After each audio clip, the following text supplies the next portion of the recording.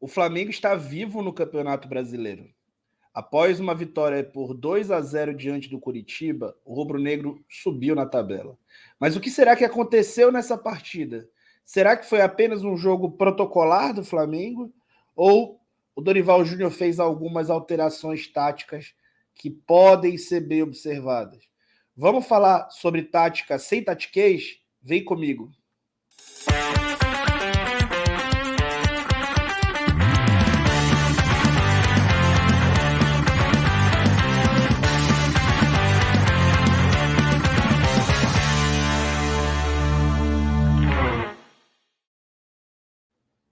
Chegamos aqui.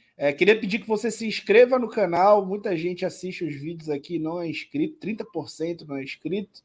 E que você dê o like, né, para que a gente possa aumentar o alcance desse vídeo.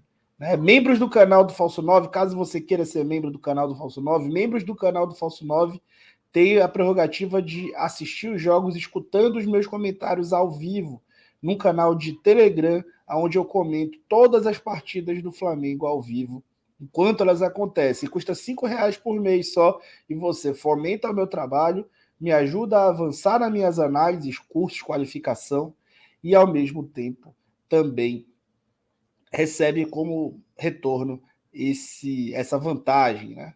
Então vamos falar sobre o jogo. Bom, quem assistiu o jogo com atenção notou que o Flamengo mudou o esquema tático de novo. Né? O Flamengo voltou a jogar com 4-3-3, defendendo em um 4-1, 4-1. E por que será, né, que o Flamengo fez essa mudança? Será que ela é uma mudança completamente em vão? Será que o time que vinha jogando num losango de meio de campo precisava mudar? Sim, precisava mudar. O Coritiba, do treinador Mourinho, que é o treinador mais longevo aí, acho que junto com o Abel Ferreira do futebol brasileiro, né, no clube, ele preparou o Coritiba de uma forma a tentar explorar o que há de mais exposto no Flamengo, que é o quê? Os corredores laterais. Né?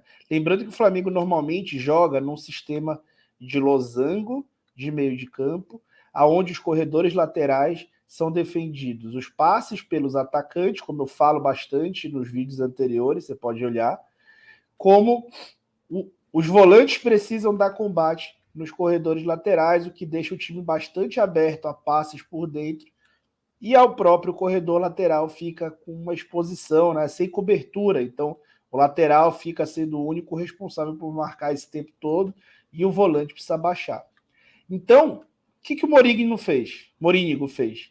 Ele sobrecarregou os corredores laterais, colocando um time num 4-2-4, né, ou num 4-4-2 com pontas abertas. Então o Igor Paixão fazia no primeiro tempo o lado direito aberto, o Galarça fazia o lado esquerdo aberto, e o time tinha dois centroavantes, o Adrian Martínez e o Léo Gamalho, né, Ibrahimovic brasileiro. Então a defesa do Flamengo acabaria ficando em mano a mano, caso fosse essa a formação do Flamengo, fosse mantida a formação do 4-3-1-2 que normalmente vem atuando. E então o Dorival fez o antídoto a isso. Né? As dinâmicas de marcação alta que o time titular tem, elas não seriam tão naturalmente executadas pelo time reserva, até porque é o início de trabalho. Então o que o Dorival fez? Ele abre o Lázaro de um lado, o Marinho do outro, e começa a ter essa dobra dos lados do campo. Com essa dobra dos lados do campo, ele mata o jogo pelos lados do campo do Coritiba. E aí, ele posiciona o Diego Ribas como primeiro volante. E muita gente fala, pô, mas por que Diego Ribas foi o primeiro volante? Tendo em vista a idade dele, a dificuldade que ele tem de marcação, é só pela saída de bola? Bom, a saída de bola do Diego é realmente bem melhor do que a do João Gomes ou até do Vitor Hugo, que é um garoto. Mas não foi por isso. Não foi só por isso. O que acontece é que, como o Coritiba tinha seus meias abertos e jogava basicamente pelos lados do campo, A função que mais exige deslocamento de um volante é essa função de meio, é essa função de médio, que Vitor Hugo e João Gomes iniciaram o jogo atuando nela. Nessa função, eles precisam realmente se deslocar o tempo todo para o lado do campo, para fazer ou a cobertura de um dos pontas, ou para propriamente fazer um combate em cima do Igor Paixão ou do Galarça. O volante centralizado ele ficava numa espécie de sobra, uma vez que o William Farias e o Val não subiam tanto. E ficava numa função muito mais posicional, que a gente chama, né? Ele ficava muito mais posicionado aqui para evitar que dominassem aqui no que a gente chama de funil, que é a frente da área, ou que finalizassem daqui para bloquear. Então, o deslocamento do Diego como primeiro volante era muito e a combatividade era muito menos necessária do que a combatividade do João Gomes e do Vitor Hugo, tá? E aí o Flamengo fez uma primeira etapa de certa forma ruim, né? Uma primeira etapa que teve dificuldade, né? Especialmente com esses pontas de dar continuidade ao jogo, né? O Lázaro e o Marinho tiveram aproveitamento de passe no primeiro tempo próximo a 70%. Acabavam, graças a essa formação, recebendo a bola muitas vezes de costa em um contexto ruim e acabavam não dando sequência. O próprio menino Vitor Hugo, que geralmente entra bem, até pisar na bola, pisou e concedeu contragolpes ao adversário, então realmente não foi também a melhor partida do menino. No mais, o Flamengo conseguiu cobrar 2 bolas paradas muito bem e condicionou o jogo a seu favor. Esse Flamengo que tem tanta dificuldade de fazer uma partida que ele seja agraciado com o resultado sem ter o desempenho, dessa vez conseguiu. E aí, o treinador Morínigo voltou com mudança para a segunda etapa. Só que a mudança não era grande coisa. Ele tirou o Galarça e voltou com o Regis. Tá? Eu não vou trocar o número do jogador, porque senão eu vou demorar muito aqui no raciocínio. E inverteu o Regis com o Igor Paixão. Então, ele tentou explorar o lado direito da defesa, que tem o Gustavo Henrique, que é o jogador mais lento, que ia dificilmente conseguir fazer uma cobertura em cima do Mateuzinho em caso de 1 contra 1 do Igor Paixão. Só que o Flamengo voltou para o segundo tempo com uma marcação mais agressiva, marcando mais alto. E o Curitiba foi tendo muita dificuldade. E o Flamengo conseguiu amassar o Curitiba, tendo várias oportunidades em escanteio, tendo realmente muito tempo no ataque do adversário. E aí o Mourinho muda o sistema. Prestem atenção. Ele muda o sistema. Ele tira o Adriano Martins e coloca o Aleph. Só que coloca o Aleph mais aberto pelo lado direito. Traz o Regis para o meio, centraliza o Gamalho e traz o Regis para o meio. E aí ele tira o Val e coloca o Tony Anderson. Então ele fica só com o William Farias de volante e vai para um 4-1-4-1, espelhando a formação do Flamengo. Só que com muito mais jogo por dentro e tentando sobrecarregar uma zona que o Diego teria que defender do meio de campo do Flamengo.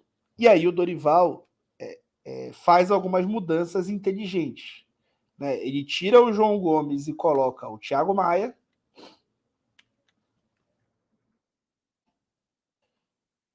Já tirando o Diego dessa função de primeiro volante, coloca o Thiago Maia, que eu acho que do elenco, junto com o João Gomes, é quem tem realmente mais capacidade de marcação, o João Gomes desgastado. Tira o Pedro e coloca o Vitinho.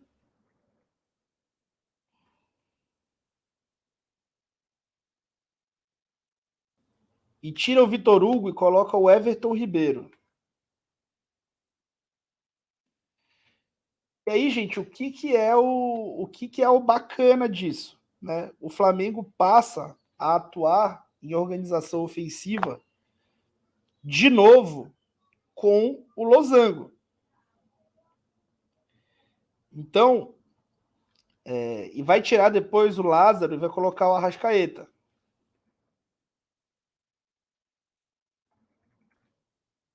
E aí o time volta a ficar muito mais parecido com aquilo que a gente está acostumado a ver, com a Arrascaeta na frente. Só que o posicionamento do Vitinho e do Marinho passa a ser diferente. Ele abre Vitinho de um lado, abre Marinho do outro, e aí ele passa a ter o melhor dos dois mundos. Né? Ele está ganhando, então ele está com o placar condicionado a ele, e aí ele passa a ter o melhor dos dois mundos. Qual é o melhor dos dois mundos? Ele tem uma marcação do corredor central com Thiago Maia, Everton Ribeiro, Diego ali, os três volantes da tática do losango, do 4-1-3, do 4-3-1-2. E ele tem a marcação do corredor lateral com o Vitinho de um lado e o Marinho do outro. Então ele continua congestionando o corredor lateral e congestiona o corredor central. Em organização ofensiva, o Arrascaeta fica como meia, só que caso o time chegue ao ataque, ele alterna aqui com o Vitinho, com o Marinho, que vai ser a referência. Então ele passa a executar quase que um falso 9. Quase que um falso 9. Mas como o time está muito em transição, o time fica basicamente assim. Então ele consegue fazer, tanto se defender no 4-3-1-2, que é a estratégia que ele utiliza, como contar com todos os jogadores do time na defesa, sem deixar ninguém à frente da zona da bola.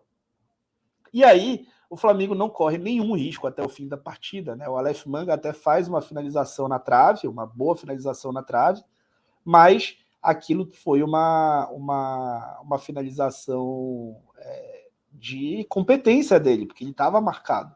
Né? Então é isso, pessoal. Eu queria pedir aí o like, perguntar o que vocês acharam da avaliação, da explicação, e chamar vocês para se inscrever no canal aí e compartilhar o vídeo. Beleza? Então é isso, pessoal. Beijo e eu fui.